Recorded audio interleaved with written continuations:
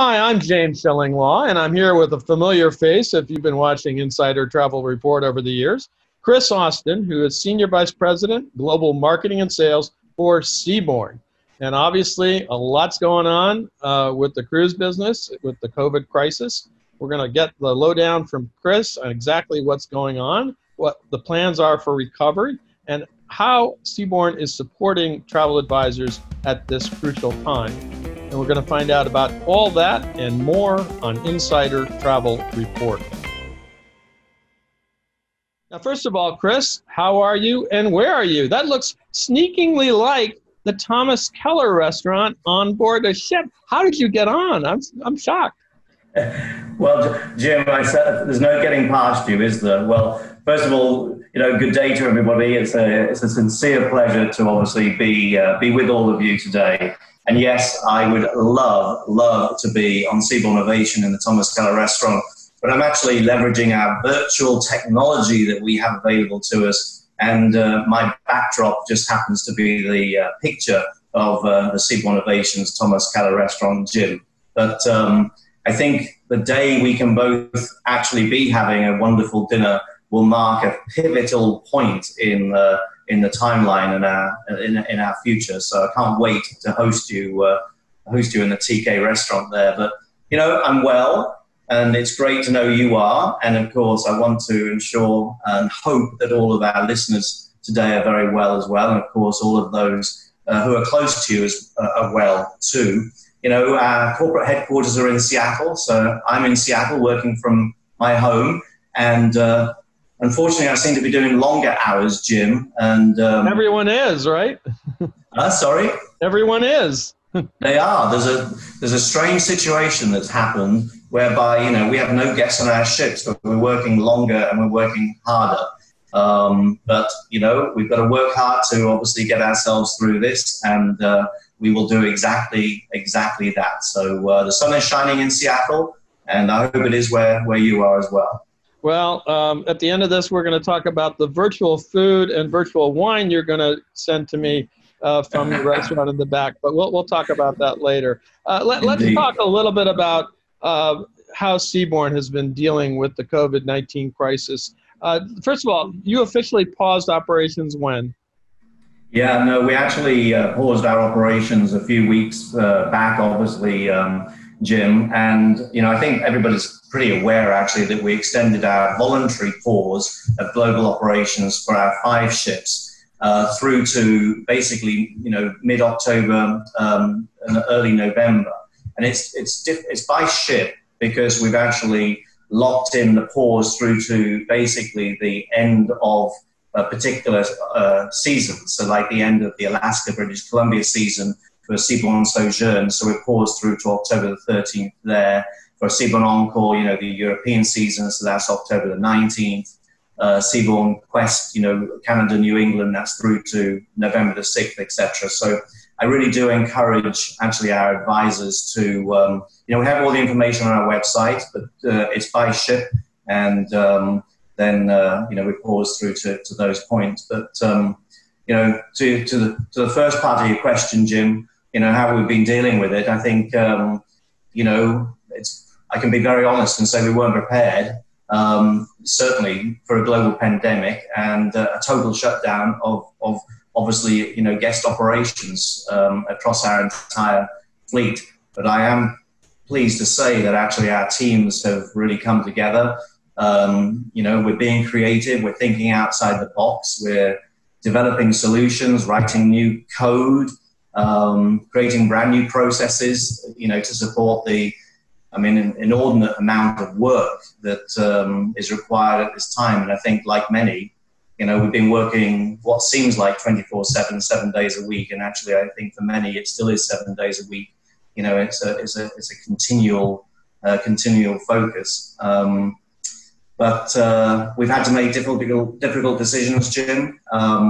We've had to reduce our costs, and that, of course, has meant a reduction in workforce, something that I know many companies, many of the companies that our travel agency partners are aligned to. We've all had to do the same thing. My heart goes out to him to everybody who's been impacted. I don't think anybody has not been impacted in some way, some way or the other.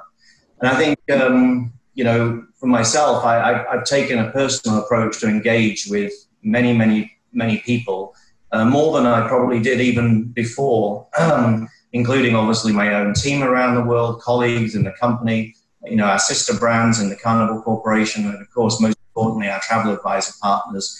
And what I've tried to do is listen, and I've had real conversations, and sometimes those conversations have actually been, difficult and sometimes even uncomfortable, but they're very, very necessary. And I think what they've done is allowed us and myself to really focus on developing, the right type of, promotions, policies, and just to be supportive, really at this time with all of our partners, Jim. No, that's great, and it's something you have to do. And again, it's we all thought we were going to have lots of time to think and contemplate our business and our futures, and we've been so caught up in many cases with just dealing with the day-to-day that there isn't much time to do that. That's correct. Now, where are the ships physically now, and how have you worked to repatriate the crews? Yeah, that's a great question, actually, because, and I think, hopefully not our audience listening today, but I think many people thought that when we got off our, disembarked our final guest, which for us was actually in Fremantle, Perth, Australia, from the Seabourn Sojourn on the World Cruise, that, okay, great, we can take a great big breath.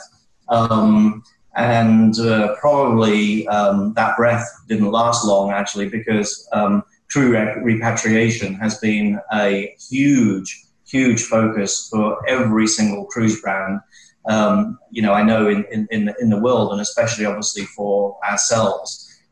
They've been extremely complex, and at times I think, I'll be really candid, Jim, at times very frustrating, as regulations and requirements for getting our officers and crew home have changed sometimes on a daily basis.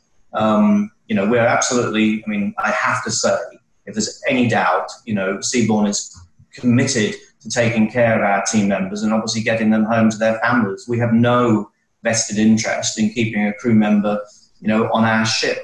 But we've got large teams that have been working to help support getting crew home. We've been chartering aircraft. We've used ships as, transportation to basically get crew home. And, the sad thing is, Jim, is I could tell you so many stories about how we've even had crew, at airports with confirmed flights, fully approved by governments, chartered flights that we've had to charter. And then literally, 30 minutes before boarding, a government has said it can't take off and it can't go, and it had to return to the ship and wait it out for maybe several days or even a week or longer to obviously fly home. But we're doing really well, as is the industry as a whole. There are still, a few crew members on board. And of course, we're also getting to the point, Jim, where we're actually now having to look at joiners coming to our ships, because when you move a ship into, basically warm, layup for longer pause periods, you still need to have some crew on board. Right. Certainly not the same as if you have guests, Jim, but you certainly need to have some crew. And so we're having to rotate on contracts and bring those joiners back. And therefore we're dealing with the same air situation, but in reverse. So, it is a full-time operation. To the question of where are the ships, basically all of our ships are in their longer sort of pause locations. Now, of course, any of this could change. For example, Seabourn Odyssey is actually at anchor in Curacao. But, she may move to Aruba. She may stay in Curacao. The Seabourn Encore and Seabourn Quest are actually in safe anchorage in Limassol, Cyprus. The Seabourn Sojourn is actually in Panama. And the Seabourn Ovation is actually just off the Dutch coast, very close to Rotterdam. And again, will Ovation stay there or move into the Mediterranean somewhere? Maybe, we have to constantly look at these things. But for the most part, our ships are actually where we actually want them. And they'll sit there through our pause. Well, I tell you, I would volunteer to be a crew member if I had the run of the ship just to hang out there for a long time. Not so bad being on one of your ships stuck. I wouldn't even call it stuck. It's because I've heard stories about you're opening up the restaurants and really the facilities to crew members that were on board and until they could go home. So it's not the worst thing in the world, but obviously many want to go home to their families. No, that's very true, Jim, actually. And I think, we're also very focused on obviously ensuring that crew are very, very, very comfortable and that there is programming for the crew to enjoy. We have to have a focus on mental health, on safety, wellness, everything for our crew. And again, these are things that I think people don't consider, but these are all factors into why the cost of operation for a ship that is paused and doesn't have guests on still runs over $1 million a month, basically. But yeah, you're right. Enjoying a seaborne ship is could be worse, perhaps. Absolutely. Now you mentioned earlier that the restart of your operations is really dependent on the ship. And of course, as we speak today, just a few minutes ago, we got a press release from CLIA saying that they have extended the voluntary pause in operations to September 15th, which actually is well before you had scheduled anything. But just what would be, at this point, the first cruise that would go out on Seabourn? Yeah, no, I mean, clearly we want to be back in service and welcoming guests on board. That's our total objective, at the moment. But I think, we're having to take the time to examine very, very carefully, to seek the guidance, look at science, look at the data, and actually look at each region related to, what are going to be new procedures. And at the moment, we actually don't have full optics into what those new procedures are actually going to be. Obviously, the safe operation of our ships, in the health and safety for guests and for crew, and actually also for the people that live in the destinations that we actually go to, Jim, is clearly, our top priority. The startup is going to be gradual, and of course we have to make these decisions with purpose, and they have to be very, very well thought out. And maybe we're not the ones also that are going to make the decision. I think the decision of startup actually rests with the countries that we visit, and right. Seabourn visits also close to 500 destinations around the world. So there's not only governments, you need the ports and the authorities to have, the right supportive, policies and procedures to allow us to basically come back. I think there's been some great recent examples of how fluid the situation, currently is.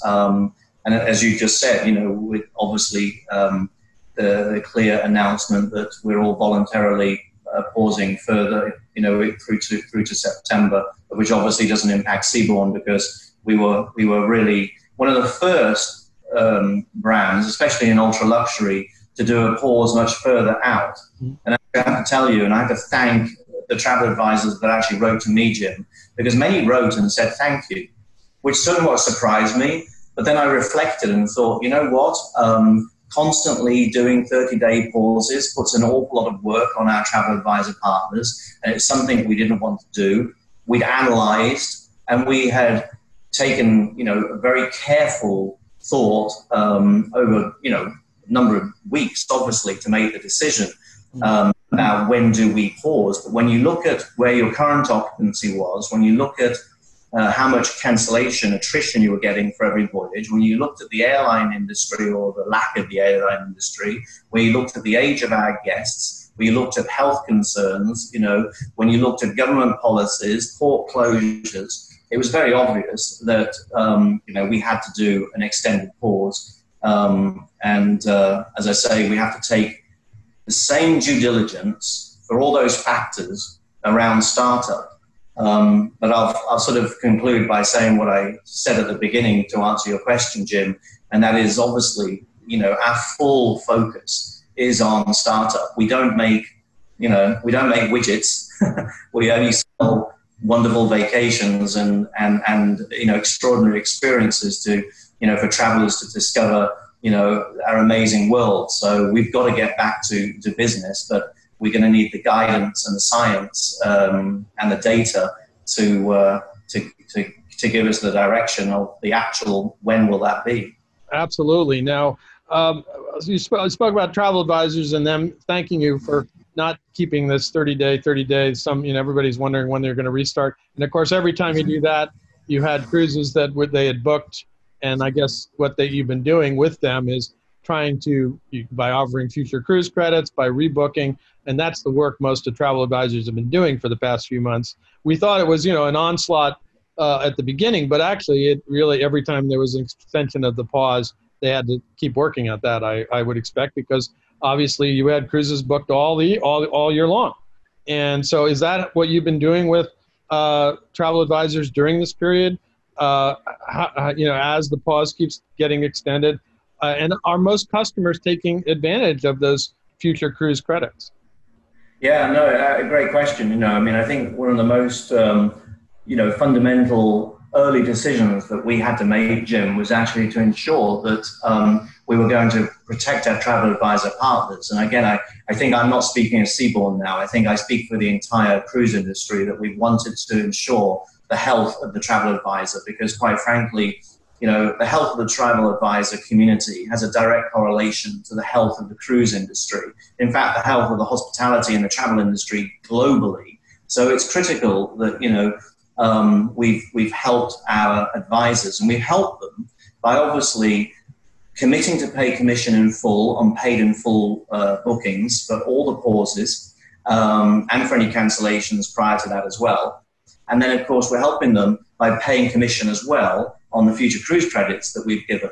But we haven't just given, 100% of an FCC. We've given 125% for Seabourn. And of course, again, many of the other cruise brands have done exactly the same, Jim. So, when you think of return on investment for a guest, for a consumer, that's a pretty good return on investment, and obviously may mean that when they rebook, and we're going to pay the commission in full, as I just said, on that FCC, but when they rebook, they may actually, book higher up the ship. They may actually book a penthouse instead of a V6 on a Seabourn cruise, which also means they may, have a better experience. Their expectations may be exceeded, and this really becomes, I think, a win-win, for a win-win-win for everybody. And, we're doing very, very, very well, I will say, Jim, on actually, applying FCCs. I know some people are frustrated and we're not at the finishing line because we are applying them in date order of the pauses and the voyage date, etc. But, again, advisors just have to understand and then counsel their clients that no brand was set up to handle this type of global pandemic and the shutdown completely, of our business. I mean, our business is inverse, and we've had, as I said at the beginning, we've had to create new programs, new code, new solutions. We've had to train people to do this, and I think we're doing incredibly well, but sometimes patience is needed. These FCCs for a travel advisor are, in a sense, now somewhat of a gift, because we're providing our travel advisor partners through our global sales organization reports for which of their clients actually have FCCs. And, I say it's a gift because the advisor is going to be able to go back to those clients when they understand that the client has an appetite to think about, booking their travel. I think everybody's a dreamer, Jim. Many are moving into planning and some are moving into booking. But, you'll be able to work through those lists and follow up and basically get the client to rebook using the FCC. And, of course, you'll be paid the 100% of your commission as well. So hence the win-win-win. No, absolutely. That certainly is helping advisors. Now, I wanted to talk a little bit about what you're doing to make consumers more confident in booking. Of course, one of the first things, and everyone is introducing, I know in the hospitality industry, new health and safety protocols. Have you developed those already to kind of reduce the possibility of infections from the virus and also boost the confidence, obviously, of your guests? Yeah, no, indeed. I mean, I think quite frankly, it is the number one question I'm sure advisors are being asked. And I think every advisor needs to think you're not going to have a preset, 5-step policy or 10-step policy of actions to tell your client from every brand. I respect the brands, Jim, that have come out with certain health and safety policies.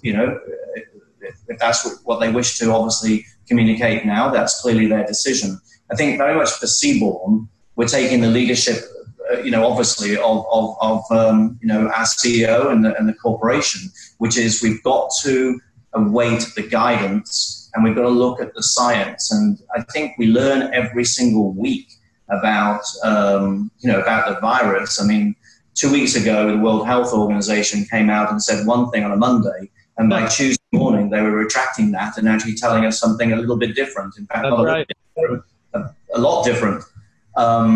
So why come out and tell people you're going to need to do this, this, this, this, and this, if actually you only need to do this and this?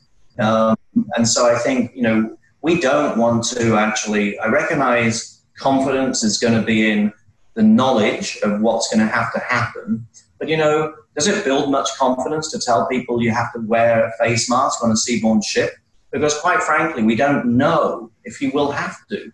If you think about the size of our ships, we are small, ultra-luxury, cruising, and we have one of the highest space, guest-to-space ratios on board of our ships. We don't have any cabins. We don't have any inside cabins. We only have, oceanfront suites, which have incredibly generous space ratio, with verandas. We've been serving course by course by course room service menus on those beautiful private verandas for years and years and years. So many of the things that are being discussed, we don't know how that's going to fit into our small, ultra-luxury, small ship experience compared to, the incredible experiences that larger ships who carry more passengers, more guests, will obviously have to see. So I think, we're not in a waiting game. I certainly want to make sure that our travel advisor partners understand, again, huge amount of time, huge amount of people working on understanding what we should do, but the determination of what that will be when we have the right insights, when the science has told us what we have to do, and we've got the right data to really, make those decisions. But I think, Jim, for nearly 32 years, Seabourn has had health and safety of our crew, our guests, the destinations we visit, as the highest priority. And so, again, that will only continue. And I think the other thing is, and, I don't really like looking in the rear view mirror. I should, I really feel it's best to always look to the future. But to the comment of rear view mirror, the cruise industry has had incredibly good health and safety protocols across our fleets. I used to work in the land-based hotel industry. Now, of course, I work in the sea-based hotel industry with cruise. But I can't recall a single restaurant in my former company that had hand sanitation or, additional sinks to wash your hands before you actually went into the restaurant. And that's just one example. Right. And of course, we have hospitals on board. We have, doctors and nurses, and I think there's a lot to boost confidence. And I think we're not seeing confidence wane by our loyal cruisers. 33 million guests cruised last year, and I think an awful lot of those are loyal and can't wait to return. But when we're ready, Jim, we will certainly announce what we're doing from a health and safety point of view. But meanwhile, you also have this book with confidence cancellation policy, and how has that helped you attract new bookings at this point? Yeah, no, I think Book with Confidence has been critical, actually. And, again, in the ultra-luxury space, Seabourn was the first, actually, to come out with our Book with Confidence policy. I think 24 hours later, some of our friendly competitors came out. So, who's counting the hours? But, it is about building confidence. And I think today, especially in the ultra luxury segment where our voyages are, let's be honest, it's a pretty costly item that delivers, an extraordinary experience and obviously rewards our travel advisors with excellent commission. But you're not really inclined to part with, $50,000 or $15,000 unless there's some level of confidence that you're not going to lose that money. So I think, launching Book with Confidence or whatever the policies are called is giving a level of confidence to guests, because obviously they know if they make a booking, then, and actually for Seabourn, it's on any sailing through to the end of 2021, that if they cancel and they have up to 30 days prior to the voyage to cancel, they would actually have all their monies protected in a future cruise credit at 100%. So it doesn't matter about, the cancellation policies, et cetera, et cetera. If they cancel within 30 days of the departure, all their monies will be protected. The monies that are paid to Seabourn as a 100% future cruise credit. What we've also done, Jim, we actually enhanced the Book with Confidence policy a couple of weeks ago, and we actually laid in a best fare guarantee. So if the client or the travel advisor that's made the booking sees actually that we've lowered the fare for the same suite on the same sailing, obviously, then they can give us a call, and our res teams, without any discussion, if the guest wishes to have that lower fare, we'll automatically do it. And I say if they wish, because there are alternatives actually. You could put the fare differential that we've lowered. So let's say there's a $500 difference because we lowered the fare by $500. The guest may say, actually, can you upgrade me? Can you move me to another suite using that $500? And we could say, obviously, yes. Or they may say, you know what, can you give it to me as an onboard credit? Because I'd love to use the spa and wellness by Dr. Andrew Weil and go to yoga every morning and, have some treatments. And so we could give the differential as an onboard credit as well. As I say, if they just want the lower fare, then we'll immediately refund their credit cards and, reprice and hence the best fare guarantee, which I think, again, builds confidence with the client. So these programs, I think, are important, and maybe they'll be extended through voyages, much further out as we release them as well. Something that we'll have to determine and make the right decision about in the future. Yeah, well, you mentioned some other things that you were doing. Obviously, the paying commissions on FCCs, but you do have some other programs. I saw you recently announced, new special group fares, even special bonus commissions on new bookings. You continue to hold you just announced your global partner appreciation event, and there was a winner. We actually had it up today, I believe. Thank you very much. So there are definitely a lot of different programs that you have instituted to keep, as you said, the crucial, your partners, travel advisor partners, whole and get everyone through this. You want to talk a little bit about some of those? Yeah, I'd love to, Jim, actually. Thanks for giving me the opportunity, because, I talked about everybody's a dreamer. I don't think anybody doesn't dream of traveling, but there are those that have been dreaming and are planning, and there are those that are booking. And we did a lot of survey work, and we've been doing surveys every week with past guests and actually also including prospects. And we've done some survey work with travel advisors as well. And we did see a point actually in early May where we were seeing more direction and sentiment that, our guests wanted to receive some promotional communications. And we've actually seen that, move up over the weeks. And so that led us to say, okay, the time is right to create promotions and stimulate, business. And stimulating business and bookings is obviously critical for our advisor partners, and it's critical for us as a brand because of that inverse business model and that we're not sailing, etc. So one of the most important things was how do we get money into our travel advisors' pocket much sooner? And that was a real commitment that I wanted to deliver to our advisor community globally, actually. So what we did is we tied that to a new promotion called our early bonus savings. And today, early bonus savings is obviously on all of our summer 2021 trades, and actually all of 2021's voyages, to be perfectly frank. And it's valid now through September the 30th, and it's a pay in full promotion. So the guest makes their booking, they pay in full, and they actually have until September the 30th to pay in full. But most will pay, I would think, pretty soon after making the booking. Right. We will then fast track the full commission for the advisor, Jim, to them within obviously our normal payment period, which is normally within 7 to 14 days of actually the booking being paid in full. It's automatically triggered. It doesn't actually require manual intervention the way we've built this. So we're fast tracking that commission, which obviously could be very healthy. I think everybody knows the levels of commissions that we pay. But we're also adding 4% bonus commission as well for all new bookings on the summer 2021 trades as well. So, we also would fast track that commission if it was also on that early bonus savings fair promotion.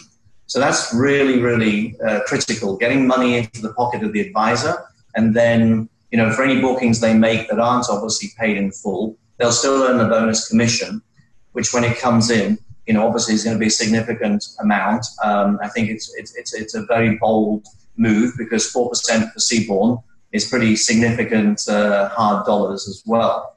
Now, what I will say, Jim, is that every advisor should look at the combinability of promotions and how their commissions combine. Because, we're not in the discounting game, really. 10% discounts, etc. We can live with, yes. But if you actually, for now, look at combining the promotions we have, you can actually get beyond that 10%. So I think it's the best time to really be trying to move the client through that journey of dream, plan, and book, and actually get to the booking stage, because I'm not so sure in 6 months' time we're going to have this level of opportunity actually for our travel advisors or our clients. So you mentioned the group. We have a wonderful group promotion at the moment where actually we call it sort of the double benefits. And you can actually take the bonus commission that we offer, and you can actually take the shipboard credit that we offer for the guest. You can take a group out. It's 5 suites. And obviously you can have those benefits if you had the group pay in full. This is how everything could stack. So you could have the benefits of our sensational suite savings promotion, which is all value add. You could then have, your standard commission, your bonus 4% commission, plus the bonus commission for booking the group. So you could quite easily get up into the sort of low to mid 20s in commission once it combines. And for the guest, of course, you can communicate not only savings, but you can communicate value adds, suite upgrades, onboard credits, and also, all of our group pricing is the same as our promotional pricing. So I think, my clear message is don't look at anything in isolation now. Look at the stackability, see how everything combines. I think, it's a real time to be connecting with clients, having those conversations and trying to move them, as fast as possible from the dream plan to book in booking stage to take advantage. And as I said, these promotions are through to September the 30th with Seabourn now. We did just make a change, so you're one of the first for me to say that. It was July 31st. Now it's September the 30th, so we're giving our advisor partners even more time to take advantage of these programs and opportunities.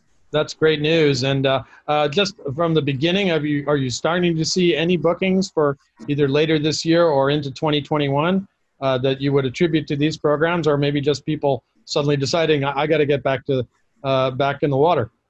Yeah, no, indeed. Jim, there's clearly pent-up demand. I think, you would love to travel somewhere. You'd love to be on, you said at the beginning, you'd love to be on Seabourn Ovation, having dinner with me in the Thomas Keller, grill. Absolutely. We pent-up demand. And we are seeing that.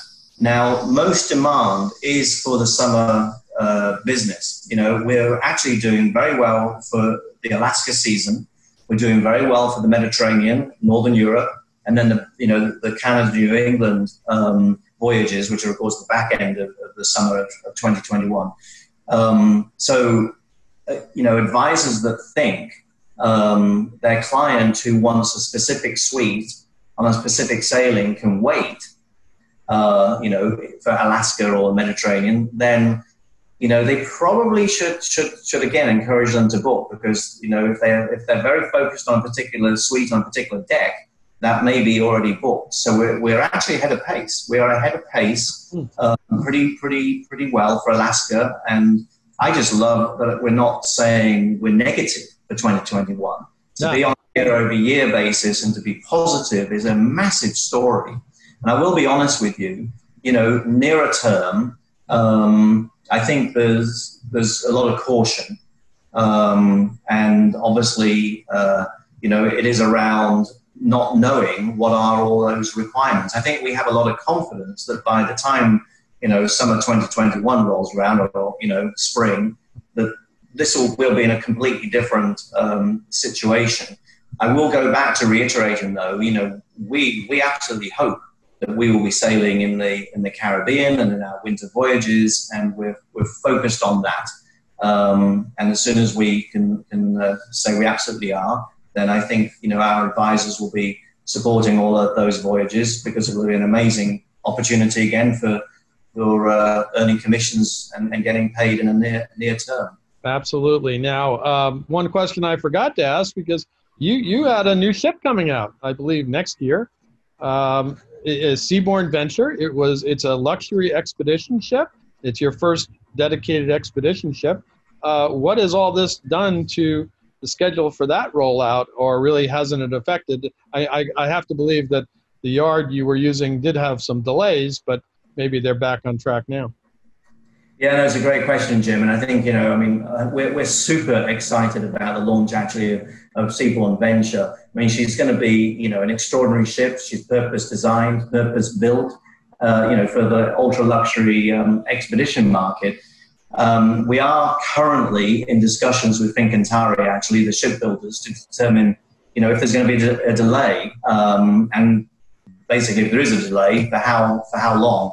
I think, knowing that Italy was shut down and knowing that the yard was shut down, there's an expectation that we may have a delay. But again, we really, at this point in time, we really don't know, and we don't know for how long. But as soon as we do, we will communicate that.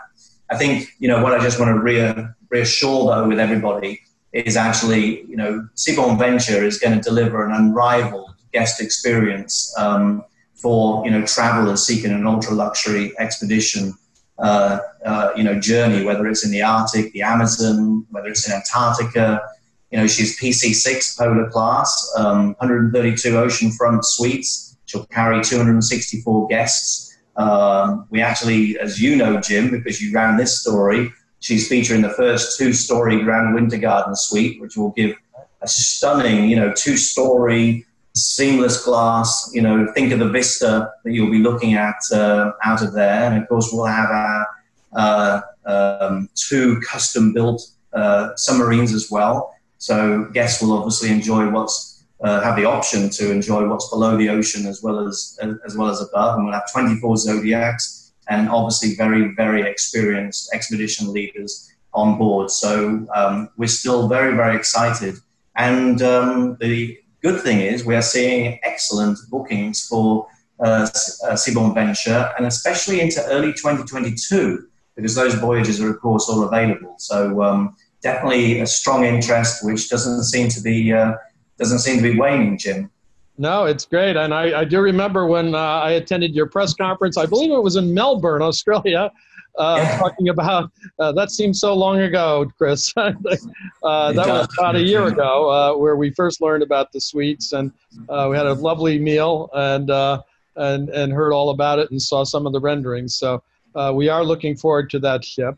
And of course, earlier this spring, you had some other news that Rick Meadows, your president, retired, and no one has been named yet to replace him.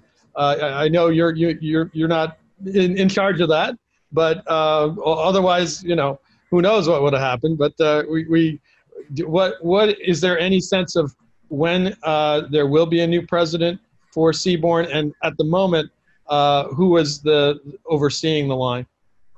Yeah, no, I mean, obviously, Rick decided to retire, and he had 9 years leading Seabourn, and I think brought on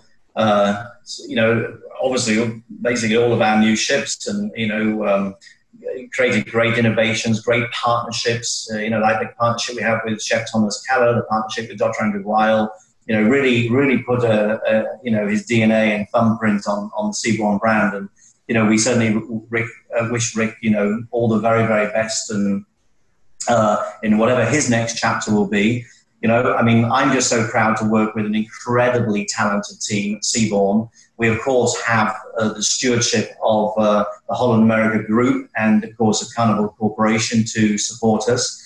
My peer is Gerald Mosslinger, our Senior Vice President of Hotel and Marine Operations, and Gerald is a consummate professional, and for all the things I don't know, he does. And so I think between Gerald and myself, and then a team that is just incredibly passionate about what they do. We're a family at Seabourn, actually, Jim, and we're working hard.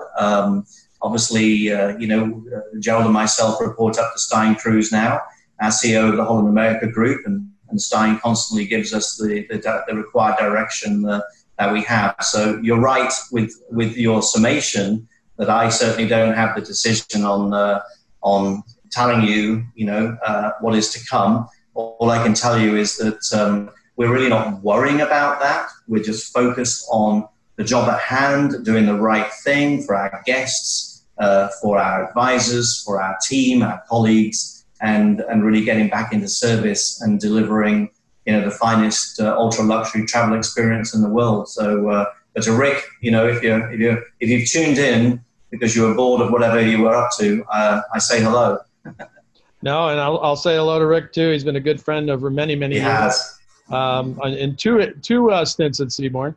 But Stein, we know Stein very well. And Stein, at this point, looks like he's overseeing both Holland America and Seabourn, which is no stranger, which is what he's been doing. And of course, he's got the best name in Stein Cruz for this industry than anybody has.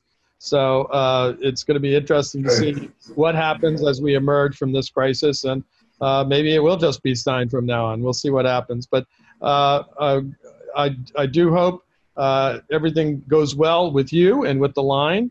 And it sounds like you're right on top of what's going. Certainly from the travel advisor scene, you seem to be doing all the right things to make travel advisors comfortable and also solvent, given the situation. Are there any other messages you want to get out to them as we close this out? Yeah, no, Jim, I'd love to actually. And again, you're going to be the first person that I'm going to actually tell that, we've opened up now today, in fact, some amazing new itineraries for basically the fall of 2021 and the winter, spring through 2022. 56 voyages actually that, take us to, of course, our hidden harbors that we love to frequent, yachting playgrounds of the world, and of course some amazing marquee ports as well. This, new 2021 to 22 season will have us sailing in Australia and New Zealand, Southeast Asia, Jim. We'll be in India, Africa, Arabia. We've actually got some excellent Panama Canal voyages as well, and Central America, and of course the Caribbean, which, who doesn't love being in the Caribbean in the winter? So those have all launched. I'm also really, really excited to say that some of the highlights of this launch, this new product launch, is actually that Seabourn will return to Egypt after more than a decade, and the Seabourn Ovation will actually have several voyages there in the spring of 2022. So we're really excited about that. I know, Jim, without me asking, you will run the story for us, and obviously, I encourage all of our travel advisor partners to, visit our website and, look through the voyages, etc. Great opportunity for, for those clients who want to cruise but don't want to commit to near term or even spring or summer 21. Great opportunity now to get them booked into voyages, through the spring of 2022. I think, Jim, the other thing I would basically just say, thank you to our advisors. I have so much respect for what you do. I thank you for being the cruise industry's advocate. You are a very powerful force as a collective group. And when you speak on behalf of the cruise industry to your clients and you support that the cruise industry offers the most incredible vacation experience, that is a deposit in our bank that obviously we thank you very, very much for. I also would say to an advisor, Jim, don't waste this time. This is an amazing time where, I'm sure you are very, very, very busy, but also, use the time proactively, prioritize being in touch with your clients, leverage the tools that all your suppliers create. We have amazing videos at Seabourn. Send them a link to a video to help them dream. Send them a story, whether it's from, Travel and Leisure magazine or whether it's from Current, Seabourn's blog. Help them build the anticipation for travel and the desire to get back to travel, because that is what's going to support your business and obviously support our business. And, as we are doing, Jim, now, use the technology, do some virtual coffee chats and virtual happy hours and, just connect with clients. And I know many of you are, but, hopefully that's a thought just to use the time wisely. Take our training, our Seabourn Academy, and ultimately hashtag we will be back. And thank you very, very much to you, Jim, for the platform that you offer us to tell our story, and Alan, of course. This is very, very valuable. And again, thank you for our travel advisors. We appreciate you. Chris, well, thank you very much for taking the time to tell us all that's going on in Seabourn. It's a lot. And I think now it's time for some of that virtual wine in the back there. They'll have a glass of water. There you go. But again, thank you so much for taking the time, and it's great to see you. And hopefully the next time we see each other, it will be live. If not, I know there are a lot of events that are getting canceled right and left for travel advisors, but at some point we'll all come together, I'm sure. But again, thank you very much, and we look forward to seeing you soon. Thank you so much, Jim, and thank you, everybody. I'm James Shillinglaw, and this is Insider Travel Report.